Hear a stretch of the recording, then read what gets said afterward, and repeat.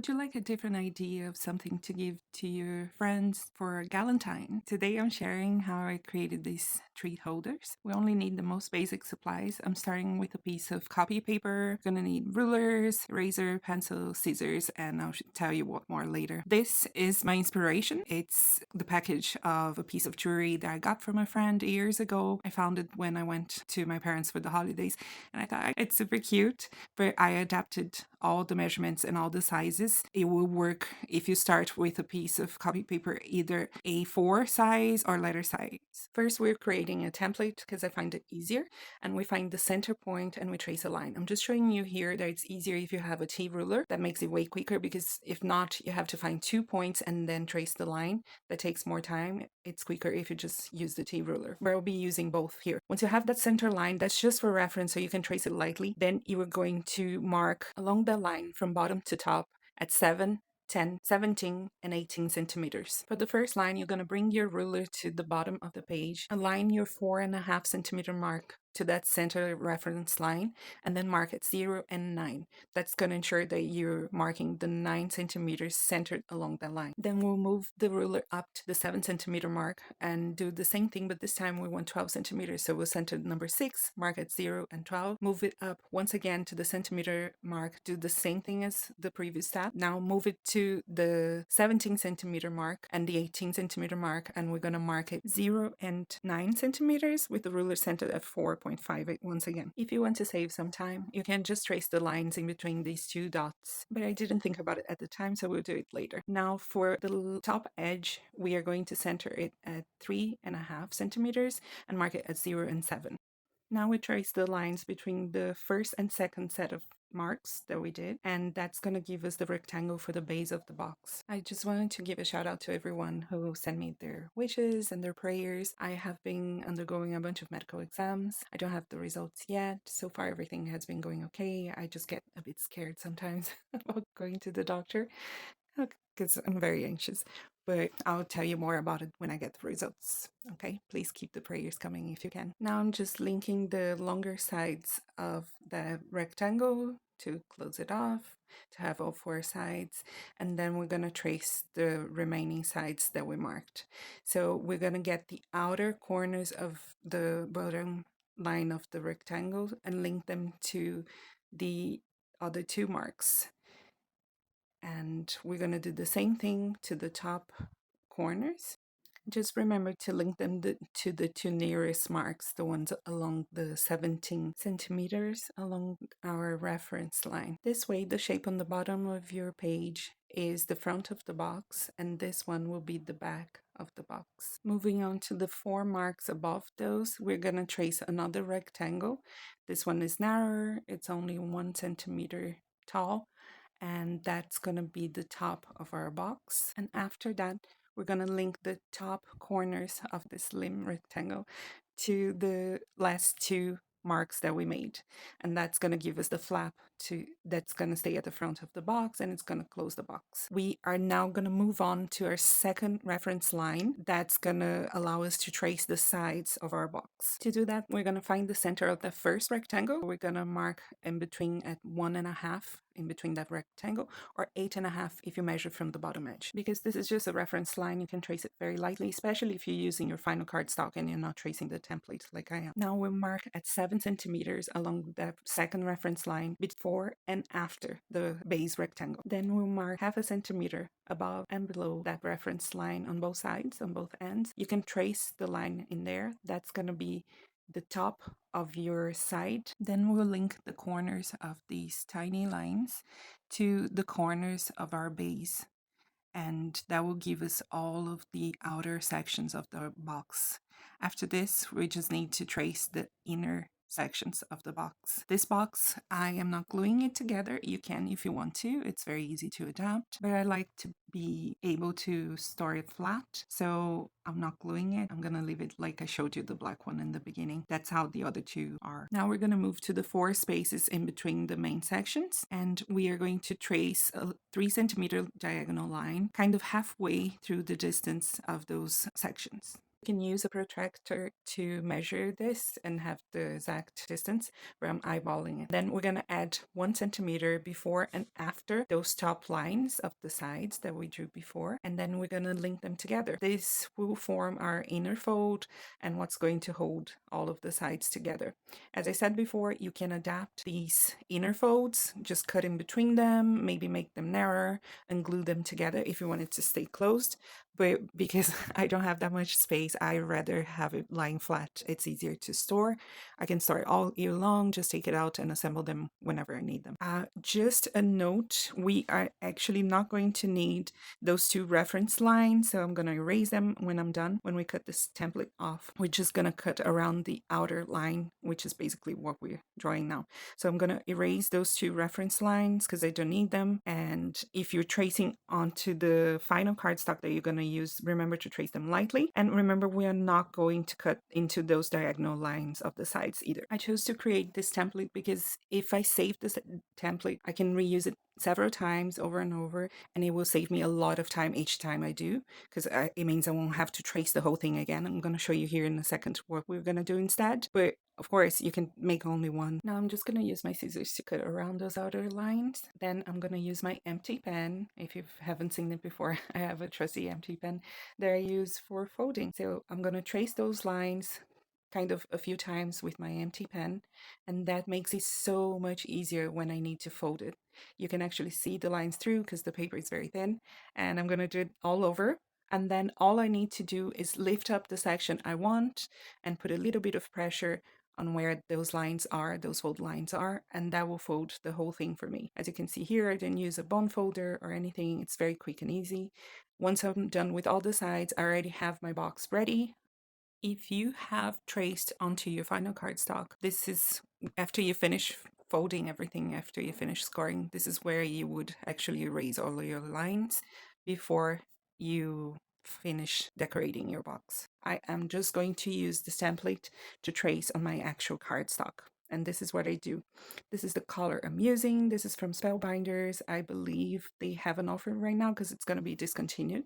So I'm going to tape my template to the paper that I want to use. As you can see here, this is a different size of paper. This one is a letter size, but that's okay. I'm going to make it work. I'll show you how as well. I'm just going to use a pencil and trace the whole outer shape of the box because I'm lining up 3 sides to the 3 sides of the paper. It means I won't have to cut those 3. That also saves me time. Once I'm done with the outer, I just need to lift up the sides and mark where those fold lines are very lightly with a pencil. I'll show you in a close-up in a second, and that will give me all of the lines that I need to trace. I'm measuring again where I need the border, the flap to be, and I'm going to extend the flap to make it just to make better use of the whole paper, the whole extent of the paper. From this point on, I can just use my template as a reference, and instead of tracing the whole thing with pencil, I'm going to trace everything with my empty pen, which means I'm already scoring my lines. I'm going to have all the inner lines without a pencil line on them, but in person I can see them very well. I just showed you here the first 2 marks that I did, and I am going to have to use my ruler to measure again the spaces in between those outer lines just to see where I'm going to fold them, but that is very quick and easy to do. And then I just need to erase the 4 initial marks that I did along the base rectangle. This is it. It's very quick. It's very easy. It's so much easier than the whole entire first part of the project, which was creating the template. Like, having that template saves you so much time if you want to create multiples. And once you cut off your box, this is it. You can decorate it however you want. You change the color, change the decoration. You can use this box all year long for any occasion that you need to. It has good space, and it's actually very cute, very pretty box for a gift, for a small gift, for a small token. In my case, I am decorating it for Galentine's because it's coming, but you could use it for any occasion. I do think that if you use ribbon, which I don't have, you could make it look like a little purse, like a little clutch, but I'm just using mine as a box. The way I decorated mine, I cut another panel to go at the front. I'm gonna emboss that panel with another 3D embossing folder from Spellbinders. I have the measurements for you for the whole thing on the screen, so you can see how I did it, but you can decorate it however you want. Just make it your own and use what you have in your stash. Like I said, I don't have any ribbon, so I didn't make mine like a purse. And because I don't have any ribbon, I'm going to be creative on how I want to close this box. You can do like the original box, like I showed you in the beginning. You could use magnets to close the flap to keep it closed. You could use Velcro dots for the closing mechanism at the front as well. But I had twine left over from Christmas. So this is what I'm using on one of them, and then the other one I'm going to use a wax seal with double-sided adhesive. I chose to use this panel with the detail facing me. I'm going to add some gold watercolors. These watercolors I showed to you 2 videos ago. I'm going to include the discount code in case you're interested on the information down below. I'm just going to glue it down once it's dry. I'm not showing you the drying time here on screen to save some time, but this is ready for me to assemble. I'm gonna use a few sequins where the lines cross just to add some detail, a few pops of color, but you could use confetti, you could use small die cuts, small hard die cuts if you want something more Valentine's, and decorate it however you want. Again, I am going to use a wax seal to close this one, but you could use just a hard die cut with a stamped sentiment on it. I'm going to show it to you later as well. When I'm done, I'm going to use my healing mat and a paper piercer, and I'm going to mark here with a pencil where I want to pierce the 2 holes that I'm going to create. I'm going to do it on the flap first. That helps to get the 2 holes aligned with the 2 holes from the other layer later. And you just need to open those holes and widen them with your piercing tool. I do apologize for not giving you the measurements in inches on this video, but my lovely husband broke my one ruler that had the measurements in inches, and I haven't been able to actually calculate that. But you could try to convert the measurements if you want to, and I'll try in the meantime to see if I can source ruler that has the measurements in inches. Here in Brazil, it's very, very difficult because we only use centimeters and meters as measurements, but I'll try my best. Once I've pierced the 2 holes on the flap, I am going to assemble the box and use those 2 holes to trace the holes on the bottom layer, on the front layer. Pierce those 2, and then here, as I said to you before, I'm using a bit of twine. It was a bit of a nightmare because it frays very easily, so I used some glue and I let it dry off camera to keep those edges in one piece to make it easier for me to put them through the holes. But yeah, if you have ribbon, that would be probably way better. You can just burn the edges and it wouldn't fray either. Or also, if you have like a paper puncher, like I said, you could get a bigger, rounder hole. I didn't bring mine with me when I came over, so I am just being creative with what I have, like I always do. And here I'm using my reverse tweezers to help me out, pulling those threads. And I'm gonna fiddle and futz for a little bit, but eventually I'm gonna get them through. Sorry for my head getting in the way. Well, I'm almost done with the box, so all I need to do now is thread the twine through those holes, and then I can put inside anything I want.